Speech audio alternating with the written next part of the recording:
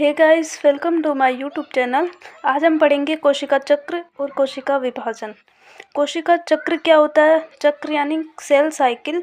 जैसे मतलब घड़ी होती है, क्लॉक में पूरा 12 घंटे में एक चक्कर पूरा होता है, वैसे ही एक कोशिका को बनने में जितना टाइम लगता है तो उसका एक साइकिल बनाते हैं पूरा चक्र, वो भी पूरे 24 घंटे का होता है, तो उसे हम बोलते हैं कोशिका चक्र। यानी जहाँ से स्टार्ट हुआ वहीं पे आके ख़त्म हो जाता है, तो उसे हम कोशिका चक्र बोलते हैं। और कोशिका विभाजन क्या होता है? Cell division. यानी एक कोशिका से दो कोशिकाएं, 2 से 4 वैसे बनती है, तो उसे हम बोलते हैं कोशिका विभाजन। कोशिका का टूट के विभाजित हो जाना, अलग अलग हो जाना। अब हम देखते हैं कि सभी जीव, चाहे सबसे बड़ा ही क्यों ना हो, जीवन का प्रारंभ एक कोशिका से करता है। हमने लास्ट चैप्टर में पढ़ा था कि जो रुडोल्फ विर्चोव था, साइंटिस्ट था रुडोल्फ विर्चोव, 1855 में 1855 में उसमें एक सिद्धांत दिया था जिसको बोलते हैं ओमनी सेलुला ई सेलुला। यानी जो भी नई कोशिकाएं हैं वो अपनी पुरानी कोशिकाओं से ही बनती है। तो इस प्रकार एक बड़े जीव का निर्माण करती है।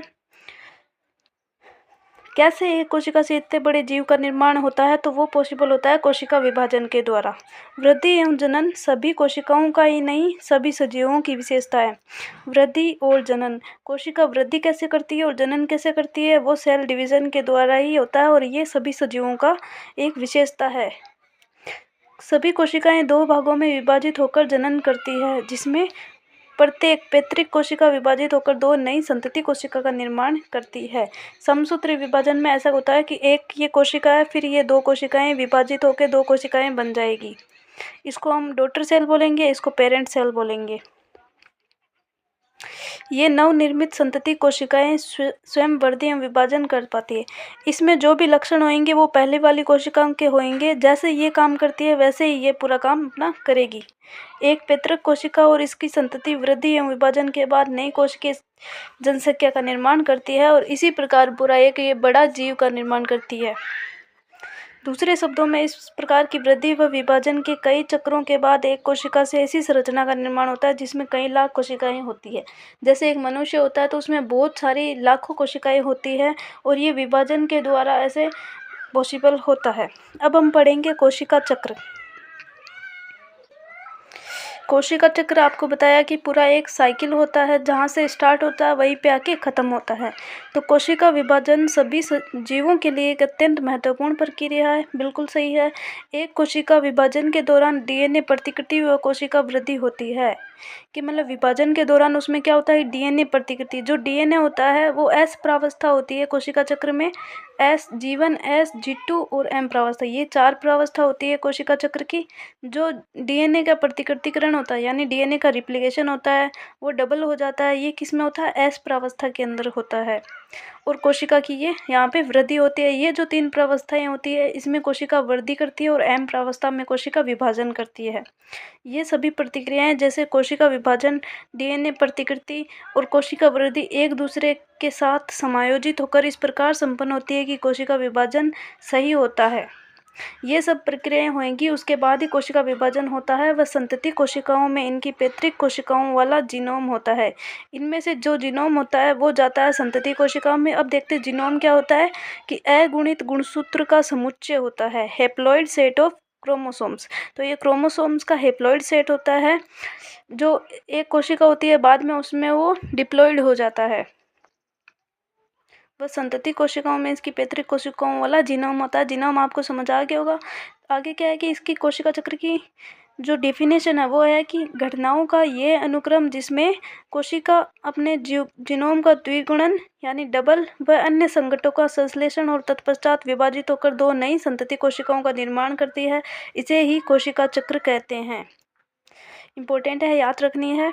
यद्यपि कोशिका वृद्धि कोशिकीय द्रव्य वृद्धि के संदर्भ में एक सतत प्रक्रिया है, जिसमें डीएनए का संश्लेषण कोशिका चक्र की किसी एक विशिष्ट अवस्था में होता है। तो ये कौन सी अवस्था में होता है? डीएनए का संश्लेषण होता है एस प्रावस्था में। यहाँ पे भी बताया था डीएनए प्रतिकृति और डीएनए संश्लेषण यहाँ पे एक ही है। कोशिका विभाजन के दौरान प्रतिकृति गुणसूत्र या फिर प्रतिकृति डीएनए, जो डीएनए का रिप्लिकेशन हो वो जटिल घटनाक्रम के द्वारा संतति केंद्रकों में वितरित, जो आगे संतति केंद्रक बनते हैं 2, उनमें वितरित हो जाता है एक एक में, और फिर ये सारी घटनाएं आनुवंशिक नियंत्रण के द्वारा यानी केंद्र के द्वारा ही ये सब नियंत्रित होता है और दो संतति अलग अलग कोशिकाएं बन जाएगी। केंद्र का विभाजन हो गया यहाँ पे। ये जो दो गुणसूत्र है इसको बोलते हैं अगुणित गुणसूत्र। 23 गुणसूत्र है तो अगुणित है और बाद में डिप्लॉइड हो जाएगा तो इसे हम बोलेंगे डिप्लॉइड में 46 गुणसूत्र होंगे। ऐसे ही बहुकोशिकीय जीव का निर्माण होता है। दोनों गुणसूत्र मिलकर शुक्राणु और अंडाणु बाद में निषेचन करेंगे, फर्टिलाइजेशन, और उससे जाइगोट बनेगा। उसी के बाद में बाकी कोशिकाएं ये विभाजित होकर और कोशिका बनाएगा और उससे बहुकोशिकीय जीव का निर्माण होगा। जो एक कोशिकीय अमीबा है उसमें क्या होता है कि विभाजन ही उसका जनन का प्रकार होता है। विभाजन हुआ मतलब उसने जनन कर लिया, 2 अमीबा बन गए। अब जो एक कोशिका विभाजन है ये 3 प्रकार का होता है, समसूत्री विभाजन, अर्धसूत्री विभाजन और असूत्री विभाजन। इसे माइटोसिस, मियोसिस और फिजन बोलते हैं। फिजन हमने पहले भी देखा था, माइटोकॉन्ड्रिया और हरित लवक में फिजन से ही कोशिका का विभाजन होता है। समसूत्री विभाजन किसमें होता है? इसका उदाहरण है कायिक कोशिका, सोमेटिक सेल, जैसे हमारी त्वचा, बाल, नाखून होते हैं तो सब में ये समसूत्री विभाजन होता है। और जैसे अर्धसूत्री विभाजन कहाँ पे होता है? अंडाणु, शुक्राणु, अंडाणु और शुक्राणु यानी ओवम और स्पर्म में ये अर्धसूत्री विभाजन होता है। माइटोकॉन्ड्रिया, हरित लवक में फिजन देख ही लिया, जिसको एमाइटोसिस भी बोलते हैं। तो समसूत्री विभाजन क्या है कि वह विभाजन जिसमें बनने वाली संतति कोशिका में गुणसूत्रों की संख्या अपनी मातृ कोशिका में उपस्थित गुणसूत्र की संख्या के बराबर होती है तो उसे समसूत्री विभाजन कहते हैं, यानी समान गुणसूत्र, इक्वल क्रोमोसोम। अब है कोशिका चक्र की प्रावस्थाएं। इसकी कौन कौन सी स्टेज या फिर प्रावस्थाएं बोल सकते हैं होती है? तो एक प्ररूपी यूकेरियोटिक चक्र का उदाहरण मनुष्य की कोशिका के संवर्धन में होता है, जो लगभग प्रत्येक 24 घंटे में विभाजित होती है। यानी इसका साइकिल कितने घंटे का हो गया? 24 घंटा इसका साइकिल हो गया, यानी प्रत्येक 24 घंटे में ये विभाजित होती है। और ये इसका एग्जाम्पल है मनुष्य की कोशिका का संवर्धन माध्यम में विभाजित होती है। जो ये संवर्धन माध्यम में होती है उसमें जो तैयारी करने में कोशिका को 23 घंटे लगते हैं, यानी 95% टाइम लग गया। और विभाजन में कितना टाइम लगेगा? 1 घंटा लगता है। विभाजन में पूरा सिर्फ 1 घंटा लगता है, 5% इसका टाइम लगता है। यीस्ट की कोशिका को 90 मिनट लगते हैं और जीवाणु की कोशिका को 20 मिनट लगते हैं विभाजन करने में। यद्यपि कोशिका चक्र की ये अवधि एक जीव से दूसरे जीव एवं कोशिका से दूसरी कोशिका प्रारूप के लिए बदल सकती है। जैसे हमने अभी पढ़ा कि यीस्ट के लिए 90 मिनट होते हैं और जीवाणु के लिए 20 मिनट होते हैं। यीस्ट यानी 90 मिनट, इसको 1 घंटा 30 मिनट भी कई बार ऐसे क्वेश्चन में पूछा जा सकता है। कोशिका चक्र की 2 मूल प्रावस्थाएं होती है। कोशिका चक्र की 2 मूल प्रावस्थाएं होती है। एक को बोलते हैं इंटरफेज यानी अंतरावस्था, दूसरा होता है हमारा एम प्रावस्था, जिसको सूत्री विभाजन माइटोसिस फेज बोलते हैं या फिर इसको विभाजन प्रावस्था भी बोलते हैं। इसे हम तैयारी प्रावस्था बोलते हैं इंटरफेज को। सूत्री विभाजन यानी एम प्रावस्था उस अवस्था को व्यक्त करता है जिसमें सूत्री विभाजन एम प्रावस्था उस अवस्था को व्यक्त करता है जिसमें वास्तव में कोशिका विभाजन या समसूत्री विभाजन होता है। और अंतरावस्था 2 क्रमिक प्रावस्थाओं के बीच की प्रावस्था को व्यक्त करता है। अंतरावस्था कौन सी है कि यहाँ से स्टार्ट होके यहाँ पे हुई और वापस यहाँ पे होएगी तो बीच में एम प्रावस्था हो गई, तो ये 2 क्रमिक के बीच में सिर्फ ये अंतरावस्था इंटरफेज आएगी। और सूत्री विभाजन यहाँ पे क्या है कि जिसमें वास्तव में कोशिका विभाजन या समसूत्री विभाजन है, इसमें सिर्फ तैयारी करता है इंटरफेज में कोशिका। और ये जो एम प्रावस्था है इसमें रियल में विभाजन हमारा होता है। इसमें 1 घंटा लगता है और इसमें पूरा हमारे तैयारी करने में इस प्रावस्था को लग जाता है 23 घंटे।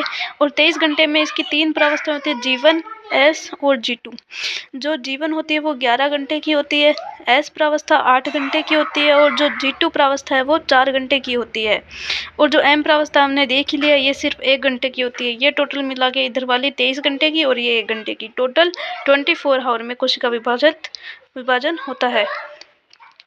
ये ध्यान देने योग्य महत्व की बात है कि मनुष्य की कोशिका की औसतन अवधि 24 घंटे की कोशिका चक्र में कोशिका विभाजन सिर्फ 1 घंटे में पूर्ण होता है, जिसमें कोशिका चक्र की कुल अवधि की 90% से अधिक की अवधि अंतरावस्था में ही व्यतीत होती है, यानी 95% से भी ज़्यादा टाइम अंतरावस्था में ही व्यतीत हो जाता है। एम प्रावस्था का आरंभ केंद्रक के विभाजन यानी कैरियोकाइनेसिस, केंद्रक का विभाजन को बोलते हैं कैरियोकाइनेसिस, और जो कोशिका द्रव्य होता है उसके विभाजन को बोलते हैं साइटोकाइनेसिस।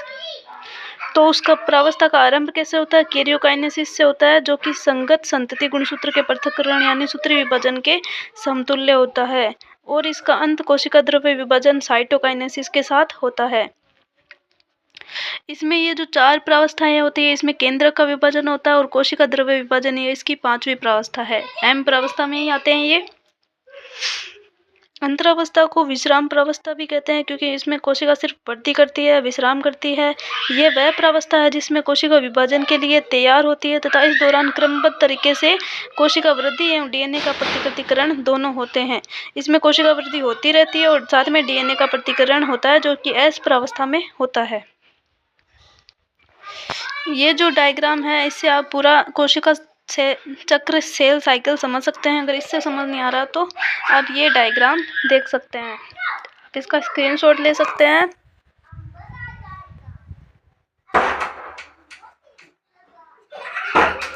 इसमें क्या हो रहा है कि इसको और मैं बता देती हूँ कि इसमें ये एम प्रावस्था है विभाजन वाली, जिसमें सिर्फ 5% टाइम लगता है, 1 घंटा लगता है। और ये जीवन प्रावस्था एस प्रावस्था और ये G2 प्रावस्था, इसमें 11, इसमें 8 और इसमें 4 घंटे लगते हैं। तो जो जीवन प्रावस्था उसमें क्या क्या होता है? एटीपी का निर्माण होता है, अमीनो अम्ल का निर्माण होता है, उपापचयी रूप से कोशिका सक्रिय होती है, कोशिका के आकार में वृद्धि होती है और साथ में आरएनए का भी निर्माण होता है। जो एस प्रावस्था उसमें क्या होता है कि रिप्लिकेशन होता है। किस किस का? डीएनए का प्रतिकृति, हिस्टोन प्रोटीन डबल होती है, तारककाय डबल हो जाते हैं, ये बहुत इंपॉर्टेंट है इसमें।